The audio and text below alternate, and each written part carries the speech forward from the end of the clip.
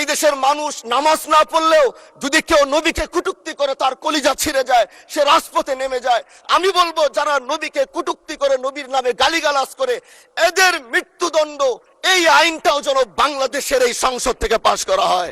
আমরা যেই জায়গা থেকে দাঁড়িয়েছি, বাংলার 30 থেকে 40 লক্ষ উলামায়ে কেরাম আমাদের দিকে তাকিয়ে রয়েছে, কারণ তাদের কণ্ঠ, তাদের সে আওয়াজগুলো আমরা যেন জাতীয় সংসদ থেকে দিতে পারি। তার মধ্যে অন্যতম একটি হলো, মা কানা মুহাম্মাদুন আবা আহাদিম মির রিজালিকুম ওয়ালাকির রাসূলুল্লাহি ওয়া খাতামান নবিয়্যিন ওয়া কানা আল্লাহু বিকুল্লি শাইইন আলিমা। আপনি জানেন নবীর পরে আল্লাহ নবী হচ্ছে আমার ইমানের অংশ, আমার ইমানের পার্ট। তিনাকে ভালোবাসা, তিনার উপর ইমান, এটা আমার ইমানের অংশ। তিনি আমার শেষ নবী, যেটা কোরআন ঘোষণা দিয়েছে। নবীও বলেছে আনা খাতামুন নবিয়্যিন আলা নাবিয়্যা বাদি, আমি শেষ নবী, আমার পরে কোনো নবী আসবে না। কিন্তু মাননীয় স্পিকার, দুঃখের সাথে বলতে হয়, বাংলাদেশের এরকম একটি পার্ট রয়েছে, যেই পার্টের এক অংশ মানুষ, তারা নবীকে অস্বীকার করে, তারা মুসলমান দাবি করে। এবং এই বিষয়ে অনেকেরই ধারণা আছে, তারা জানে এই আন্দোলন করতে গিয়ে অনেক মুসলমানকে রাস্তায় শহীদ হতে হয়েছে, আন্দোলন করতে হয়েছে। স্বাধীনতার পর থেকে আজও সে আন্দোলন চলছে, কিন্তু আজও পর্যন্ত সেটা পাইনি। আমি মাননীয় প্রধানমন্ত্রীকে বলবো, আপনি বাংলাদেশে একটি ইতিহাস রচনা করে যাবেন। আপনার মাধ্যমে যদি এটা স্বীকৃতি পায়, যারা নবীকে অস্বীকার করে তারা কোনোদিন মুসলমান থাকতে পারে না, এটা আইনের মাধ্যমে, এটা বাংলাদেশের পার্লামেন্ট থেকে ঘোষণা হবে, সেটা আমরা চাই।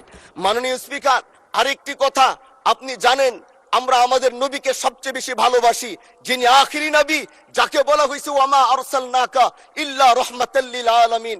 আমরা বারবার দেখছি কিছুদিন পর পর কারা যেন কিভাবে এসে আল্লাহ নবীর শানে কটূক্তি করে, নবীকে নিয়ে অশ্লীল ভাষায় গালিগালাজ করে, নবীর শানে কটূক্তি করে।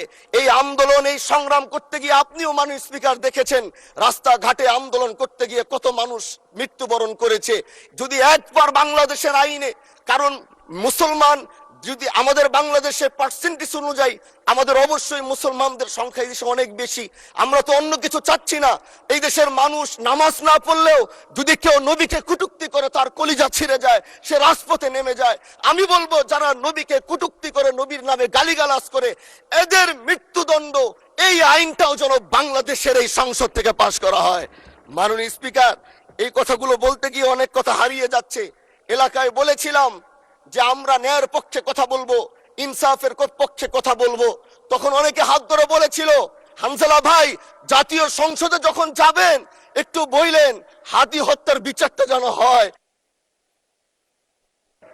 জি, 2 মিনিট বাড়ানো হলো, আরো বলেন। আজকে যে সন্তানটা ন্যায়ের পক্ষে কথা বলেছিল, ইনসাফের আওয়াজ দিয়েছিল, আমাদের মতোই যুবক, মাননীয় স্পিকার, তিনি এই যে স্বপ্ন বুনেছিল এক সুন্দর বাংলাদেশ করবার, রাস্তার ভিতরে সেই স্বপ্ন থামিয়ে দেওয়া হয়েছে। এই বিচার যদি না হয়, তাহলে আমাদের মতো হানজালাদের নিরাপত্তাও রাস্তায় কেউ দিতে পারবে না, মাননীয় স্পিকার। এজন্য আপনার মাধ্যমে আমি বলতে চাই, হাদি হত্যার বিচার যেন সুনিশ্চিত করা হয়, মাননীয় স্বরাষ্ট্রমন্ত্রীর মাধ্যমে।